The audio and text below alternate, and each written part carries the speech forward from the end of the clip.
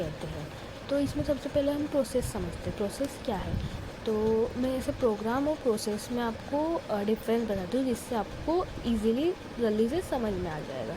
तो अपन एग्जांपल ले लेते हैं, int A int B equal to, मतलब मैंने सीधे एग्जांपल के लिए लिखा है, हाँ ये गंदा हो रहा है पर इग्नोर करो, इससे बस समझने के लिए है। तो int A equal to 2 int B equal to 2, फिर मैंने इसे यहाँ पर ए प्लस बी करा है, तो अपने पास आउटपुट 2 + 3 करने का आउटपुट आएगा अपने पास 5। तो ये आउटपुट कैसे आता है अपने पास, तो ये एक प्रोसेस से होता है, अंदर एक प्रोसेस हो रही होती है, इसे हम इसे प्रोसेस कहते हैं। तो अभी कभी तुम्हारे प्रोग्राम और प्रोसेस में डिफरेंस है तो तुम ऐसे लिख सकते हो, ऐसे एग्जांपल देके बता सकते हो तुम। तो हम प्रोसेस की बात करें तो इसमें 2 मेजर टर्म्स हैं, इंडिपेंडेंट और कोऑपरेटिव। तो सबसे पहले हम इंडिपेंडेंट की बात करते हैं। तो इंडिपेंडेंट टर्म में होता है कि जैसे एक प्रोसेस एग्जीक्यूट कर रही है, जैसे कि ये एक प्रोसेस है, ये एग्जीक्यूट कर रही है, तो जब तक ये फिनिश, तब तक ये जैसे कि अपन ने बहुत सारी चीज़ों में सुना है कि एक प्रोसेस एग्जीक्यूट कर रही है तो दूसरी प्रोसेस भी आ जाती है, उसको जगह मिल रही है, ऐसे। तो इंडिपेंडेंट में ये नहीं होता। यदि एक प्रोसेस एग्जीक्यूट कर रही है तो जैसे कि उसका टाइम है 0 से 8 है, तो वो 0 से 8 तक करेगी अपना पूरा, उसे कोई डिस्टर्ब नहीं करेगा, कोई नहीं आएगा। वैसे ही नेक्स्ट, जैसे यहाँ पर प्रोसेस P1 है और ये प्रोसेस P2 है, फिर अलग से P3 चल रही, तो इन तीनों का कोई मैच नहीं, ये अपने अलग अलग एग्जीक्यूट होती जा रही है। बट कोऑपरेटिंग में इसका उल्टा है, जैसे कि एक प्रोसेस हो रही है यहाँ पे P1, एक प्रोसेस हो रही है यहाँ पे P2 और एक प्रोसेस हो रही है P3। तो जब P1 हो रही है तो P2 भी आ रही है, P2 और 3, फिर P2 हो रही है तो P3 भी। जैसे कि अपन एग्जांपल लेते हैं, एक प्रोसेस चली 0 से 3, तो उसमें से जो ये प्रोसेस 1 है, पर ये प्रोसेस 2 से ही 3 पे स्टार्ट हो गई, तो ये इसके बीच में आ गई है, तो इसे हम कहते हैं कोऑपरेटिव, इसे भी कहते हैं। तो इसमें सबसे पहले हम प्रोसेस समझते हैं, प्रोसेस क्या है। तो मैं ऐसे प्रोग्राम और प्रोसेस में आपको डिफरेंस बताती हूँ, जिससे आपको इजीली जल्दी से समझ में आ जाएगा। तो अपन एग्जांपल ले लेते हैं, int A int B equal to, मतलब मैंने सीधे एग्जांपल के लिए लिखा है, हाँ ये गंदा हो रहा है पर इग्नोर करो, इससे बस समझने के लिए है। तो int A equal to 2 int B equal to 2, फिर मैंने इसे यहाँ पर ए प्लस बी करा है, तो अपने पास आउटपुट 2 + 3 करने का आउटपुट आएगा अपने पास 5। तो ये आउटपुट कैसे आता है अपने पास, तो ये एक प्रोसेस से होता है, अंदर एक प्रोसेस हो रही होती है, इसे हम इसे प्रोसेस कहते हैं। तो अभी कभी तुम्हारे प्रोग्राम और प्रोसेस में डिफरेंस है तो तुम ऐसे लिख सकते हो, ऐसे एग्जांपल देके बता सकते हो तुम। तो हम प्रोसेस की बात करें तो इसमें 2 मेजर टर्म्स हैं, इंडिपेंडेंट और कोऑपरेटिव।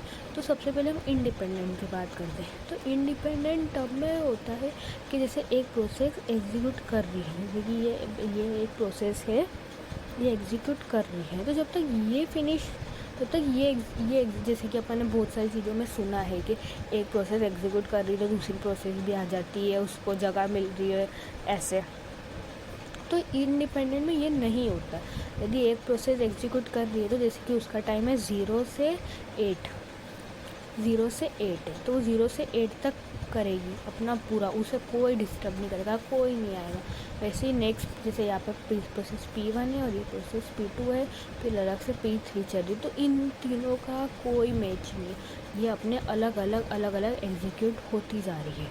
बट कोऑपरेटिंग में इसका उल्टा है, जैसे कि एक प्रोसेस हो रही है यहाँ पे P1, एक प्रोसेस हो रही है यहाँ पे P2 और एक प्रोसेस हो रही है P3।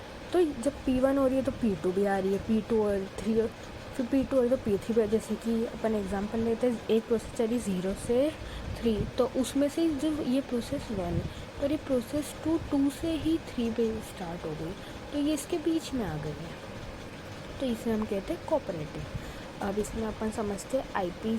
तो अब हम बात करने जा रहे हैं शेयर्ड मेमोरी की। तो शेयर्ड मेमोरी बेसिकली क्या होती है, मेमोरी का सेक्शन जो कि शेयर करा जा रहा हो। तो मैं एक एग्जांपल लेके आपको बताती हूँ। अपने पास है process A, process B, section और कर्नल। तो सेक्शन, अपन इसे सेक्शन बोल सकते हैं, मेल बेस बोल सकते हैं, शेयर्ड मेमोरी कुछ भी बोल सकते हैं। तो इसमें बेसिकली क्या हो रहा है, जैसे प्रोसेस ए तो उसको इन दोनों का आपस में कम्युनिकेशन कराना कि ये और प्रोसेस ए और प्रोसेस बी को कम्युनिकेशन कराना है, तो उन्हें सेक्शन की ज़रूरत पड़ रही है। तो अभी सेक्शन बेसिकली क्या वर्क कर रहा है मैं वो आपको बता देती हूँ।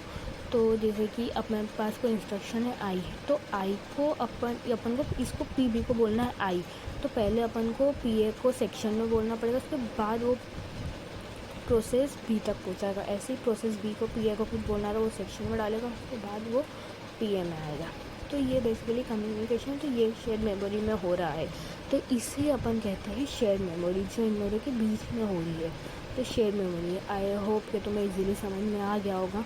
तो अब इसमें राइट और रीड बता देती हूँ। ये जो पी ए हो रहा है वो राइट है, जो पी बी हो रहा है वो रीड है।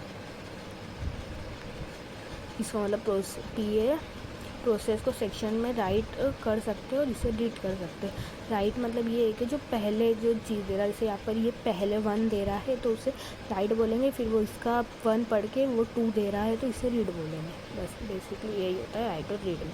अब अपन देखते हैं मैसेज पासिंग। तो मैसेज पासिंग में है प्रोसेस ए, वो प्रोसेस बी को कुछ पहुँचाना चाहती है। तो जैसे कि अपन ने इसमें देखा था कि अपने इसके बीच में सेक्शन आ रहा था, एक शेयर मेमोरी आ रही थी, तो बस इसका अलग है। जैसे इसमें सेक्शन आ रहा था, इसमें सेक्शन नहीं आता।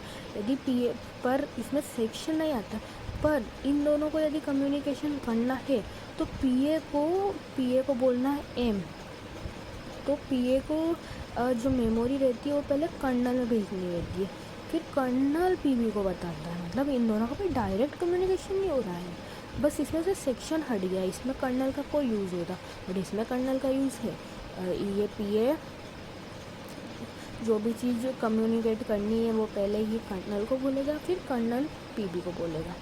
तो ये डिफरेंस है। तो आज अपन ने क्या क्या कवर कर लिया है, अपन ने समझ लिया इंटर प्रोसेस कम्युनिकेशन क्या होता है, इसके 2 टर्म समझ लिए हैं, मॉड्यूल समझ लिए है। तो आज के लिए इतना ही। प्लीज़ मेरे चैनल को लाइक सब्सक्राइब करें। Thank you.